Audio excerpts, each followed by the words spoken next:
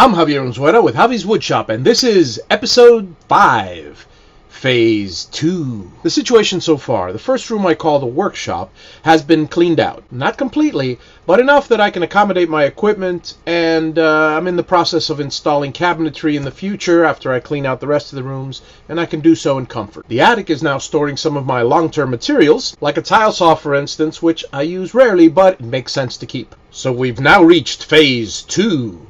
The shed. In case you're wondering what the other phases are, allow me to elaborate.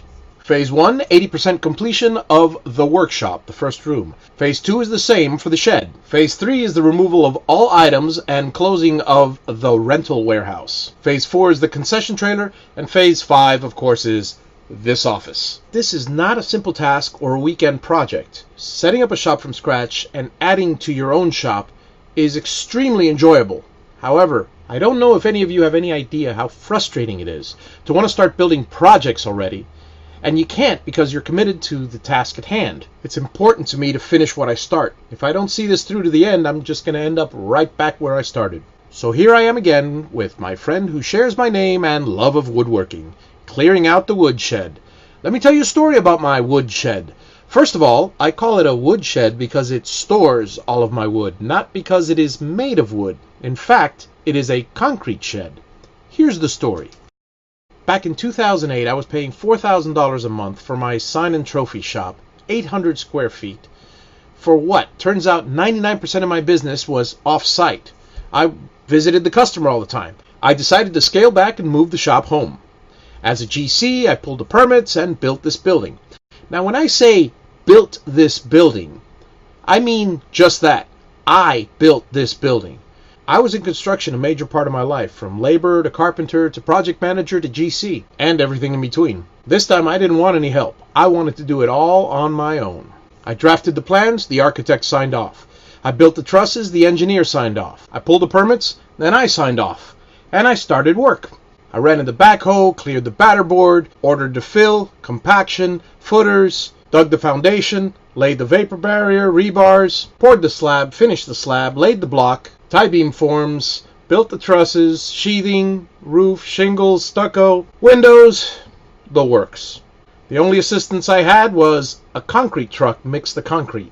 Short of that, everything else was me. I felt very proud of my accomplishment. I even aligned the garage doors by myself, and I'd never installed garage doors before. Now mind you, even in a large county like this one, I had the good fortune of having the same inspector inspect every single time, for every single phase of the construction. The day of the final inspection comes. He tells me, okay, now the only thing we're missing is the engineer's letter to make sure that the fill cells are filled.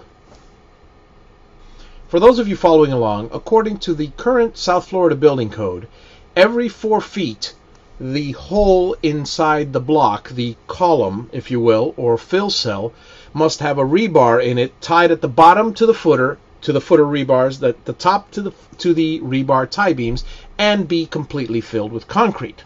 This was done.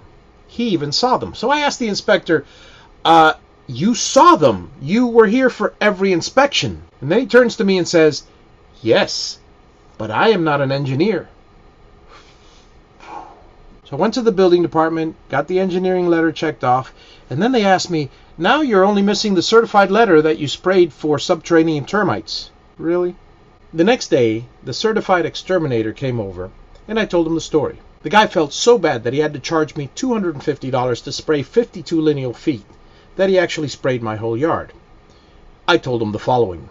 If a subterranean termite burrows through 6 inches of slab, through a 10 by 12 footer, up stucco covered walls on both sides, concrete filled, through hurricane clad windows, garage doors, and a regular door, and climbs up 10 feet to reach the only wood, the pressure treated trusses, he's welcome to all the wood he can eat.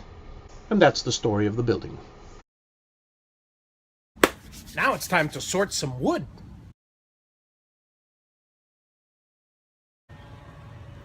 I used to bend these things and sell them. Ooh, look at all the clear acrylic sheets I have. What the hell do I do with these?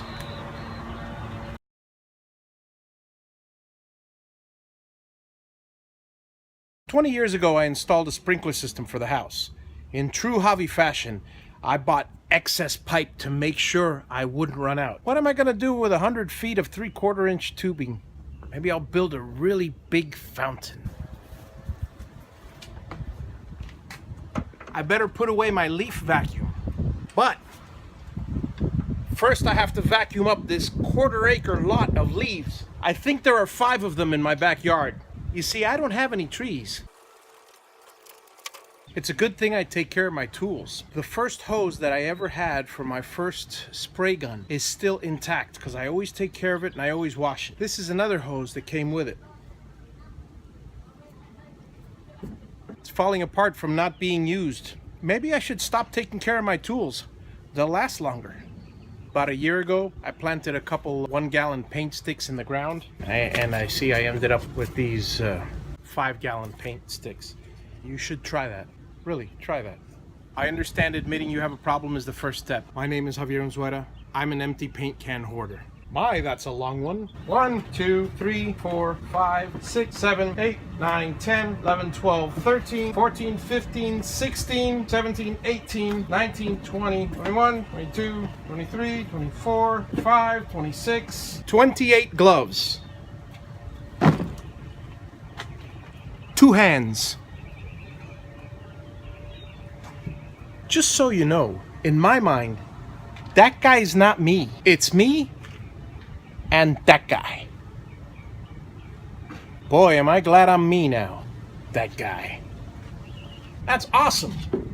I found my old set of binoculars. Never stopped being a kid. Way too much fun. From my sign days, I'm also a tube hoarder. YouTube? Banner vinyl, circa 2007. Gotta make something with this. I need a waterproof suit.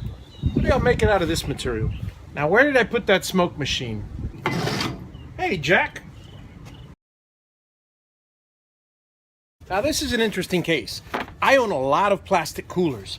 However, when I go to a trip, say to visit my cousins, hi Alex, hi Iz, in Central Florida, I forget them. I swing by the nearest Publix, pick myself up a $4.99 cooler. I've got 5 $4.99 coolers scattered throughout there because I keep forgetting to bring them up too. Maybe I should go into the cooler business. So as the week winds down, that does it for the organization of Phase 2, the shed. The next step is, of course, the warehouse. But in order to empty out the warehouse, I need to empty out the concession trailer first, so I'll be doing both next week. This is, of course, Javier Unzueta with Javi's Woodshop. Thank you for watching, and please subscribe. Have a wonderful week.